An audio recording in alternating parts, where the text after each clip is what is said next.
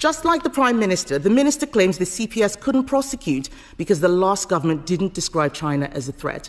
I cannot believe that he would actually say that. He knows what we said. He knows. Let me remind him, Madam Deputy Speaker. For starters, the 2021 Integrated Review described China as, listen carefully, the biggest state-based threat to the UK's economic security. The 2023 Integrated Review refresh said China posed, let's listen carefully, a threat several times. In 2024, the then Minister for Security said from that dispatch box that China poses... Oh, buckle up, you beautiful lot, because what I'm about to unleash is more scandalous than tea without milk. More jaw-dropping than a Greggs sausage roll going for a $5, and just slightly less awkward than Keir Starmer at a karaoke night singing "I Will Survive" with all the gusto of a damp dish rag. Yes, indeed. Welcome to the most theatrical, eyebrow-raising parliamentary pantomime you never knew you needed, starring none other than the no-nonsense, truth-bomb-dropping, opposition-skewering force of nature, Kemi Badenoch. Before we show you the video footage, I'd like to ask you a small favor. If you appreciate this content, please take a second to like this video and subscribe to the channel. Over 98% of you watch the videos without subscribing. It costs you nothing, but it makes a huge difference to us, so, did you click the subscribe button? Great. Thank you so much. Now, back to the video. Mr. Speaker, can I associate myself with the Minister's remarks about Heaton Park Synagogue? And can I thank you, Mr. Speaker, for all the work that you've done on the security of members? No one has worked harder to protect the integrity of our Parliament. Mr. Speaker, the Security Minister, or Madam Deputy Speaker, I should say, the Security Minister is very well regarded. So I'm sorry to see him sent here again, making these arguments which will not wash. This is about the ineptitude of the government, and I cannot accept much of what he says. He's brought some updates to the House, which we acknowledge, but in essence, China spied on this Parliament, and they're issuing us with leaflets. This is not good enough. Mr. Speaker, there are members here today who have been spied on by China, who are sanctioned by China. Even the Deputy Speaker has been sanctioned. All MPs speaking today should be acting in the national interest, nothing else. Let's remind ourselves of what's happened. 2 men have been accused of spying on MPs in this very building. The CPS had what it felt was a clear and compelling case to prosecute. But the trial has collapsed because for months and months, the government has been refusing to give the CPS vital information. This wasn't a mistake. This wasn't a misunderstanding. This looks like a deliberate decision to collapse the case and curry favor with the regime in China. And instead of admitting this, the Security Minister has come here blaming the Official Secrets Act. But we know that the Act was enough to prosecute this case. Its deficiencies had nothing to do with the government's failures. And, Madam Deputy Speaker, may I remind the House how serious this is? If the government does not prosecute those who spy on us, it sends a message to the public that the government does not care about their safety. It sends a message to our allies who share intelligence with us that Britain cannot be trusted. And it sends a message to those who spy on us that they can get away with it. Let's look at the facts. First, the government blamed the CPS. The minister came to the House on the 15th of September. He claimed that he had only become aware of this decision that day, and that the CPS decision had been an entirely independent one. He repeats that assertion today. He said, "I am not able to talk about why the CPS has decided to make this decision." He said it was not for him to speculate on the reasons. He told the member for Rutland to seek a meeting if she wanted to find out the reasons.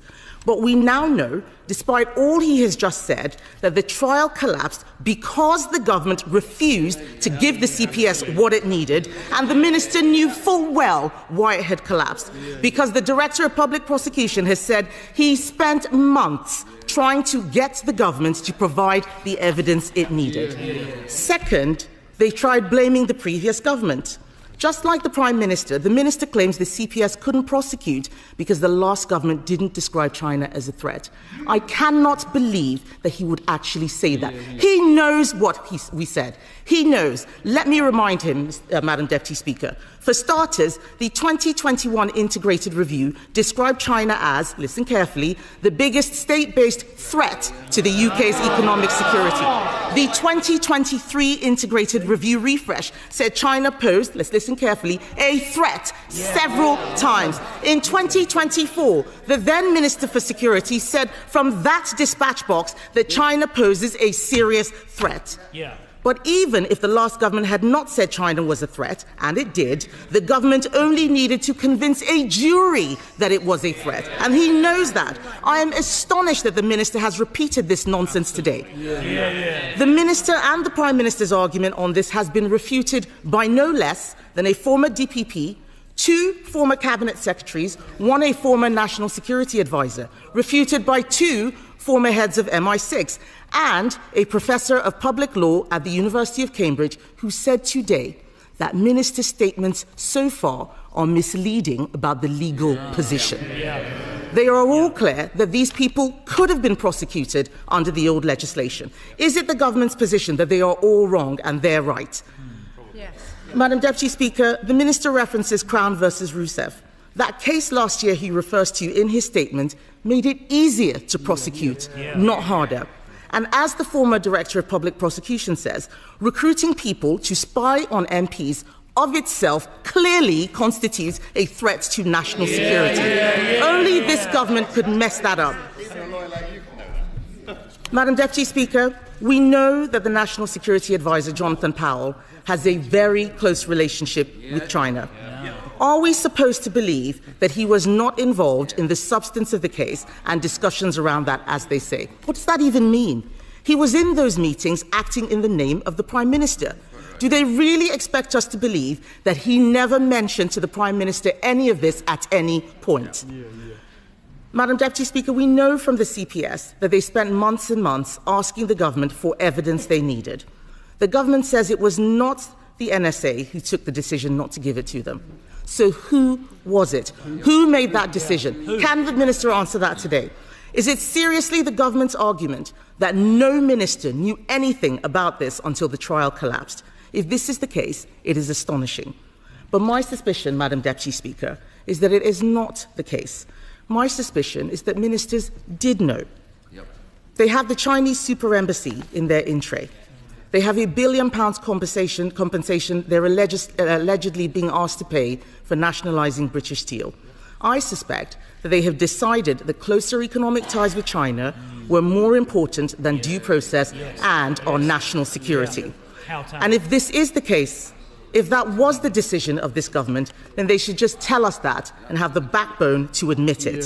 They should explain it to the public, they should explain it to the CPS, they should explain it to our international allies and let them all be the judge. Madam Deputy Speaker, this is not going away. There is nowhere to hide. I wrote to the Prime Minister today and I'd like to know when I will get a response to my questions. And we have also written to the CPS to ask if this trial can be reopened if the government finally provides the evidence it's been holding back. We know that the evidence that the CPS needs exists. And if the government decides not to provide it, then we will know it is because this weak Prime Minister does not have the... Now, let's set the scene, shall we? Picture this. The House of Commons buzzing like a wasp in a jam jar. The tension is thicker than Yorkshire pudding batter, and the seats are positively vibrating with anticipation. And just as you think the popcorn's about to cool down, boom! Kemi rises like a phoenix draped in parliamentary protocol. She begins to speak, and not just speak, mind you. She eviscerates, oh, but where's Keir HM? That knight of the Labour realm, that silent sentinel of wherever he's gone off to. Spoiler alert, he's not even in the room. Missing in action during the most awkward interrogation since Prince Andrew on Newsnight. And Kemi, she's not here for pleasantries. No. She starts with a compliment, bless her, thanking the Speaker and nodding to the good work on synagogue security. So civilized, so composed. But then, boom again. She launches into it. No warning, no parachute, just straight into the belly of the bureaucratic beast. And what is the beast, dear viewers? China spying on Parliament. Not Netflix, not TikTok, no, on actual members of Parliament. It's like finding out someone's been reading your diary while pretending to water your houseplants. Now imagine this. 2 men accused of spying on MPs in the actual House of Commons. Not in a Bond film. Not in some John le Carre paperback. Here, with tea breaks and everything. But wait, the trial? Oh, it collapsed like a cymbal in a drum solo. And why? Because the government, you might want to sit down, refused to give the Crown Prosecution Service the evidence it needed. I mean, honestly, have you ever heard anything more suspicious than that? It's like a murder mystery where the detective decides, you know what, let's just skip the fingerprints. Bit of a faff, innit? But here's where it gets juicy.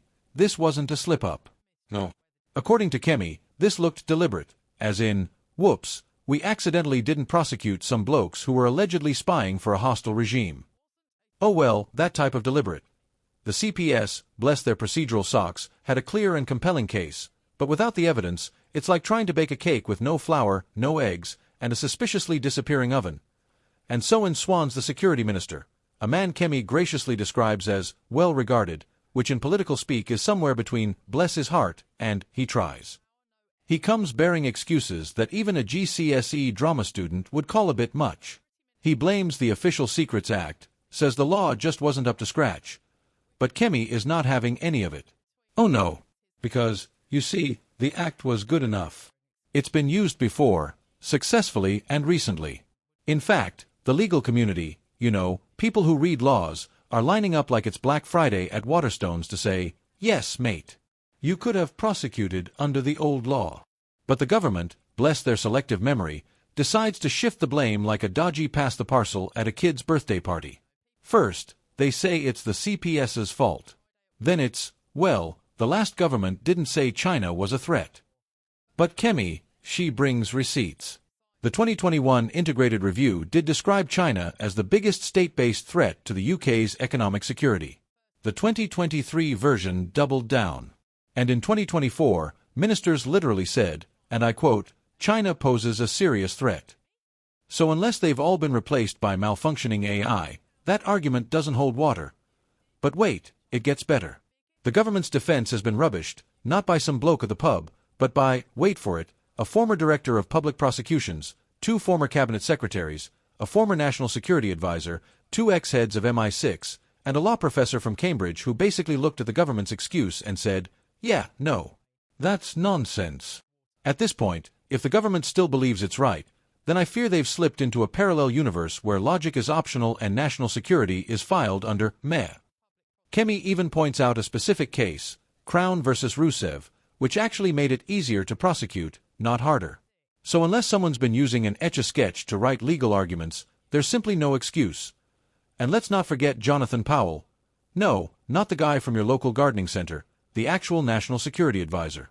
Apparently, he has a rather cozy relationship with China. But according to the government, he wasn't involved, despite being in all the meetings, acting on behalf of the Prime Minister. And we're all supposed to believe he never mentioned this case to the PM? Not even in passing. Not even while waiting for the kettle to boil? Pull the other one, it's got Huawei tracking devices on it. Now, here's the part that makes you want to shout into your biscuit tin.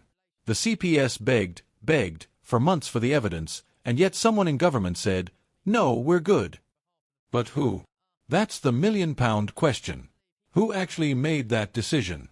Who decided to let a case about espionage collapse like an old deck chair? Was it a civil servant? Was it a minister? Was it the Prime Minister himself? Or was it, and brace yourself for the most British scandal possible, a committee? We may never know, unless someone sneezes and leaks the minutes. But Kemi, she's not letting it go. She wants names. She wants accountability. And most importantly, she wants an explanation. Because right now, the only plausible explanation is that the government, and here comes the zinger, may have chosen closer economic ties with China over the safety of our democratic institutions. I mean, sure, we all love a cheeky Peking duck, but not at the expense of national security. And let's not forget the billion-pound compensation allegedly floating around for nationalizing British steel. Is that a coincidence?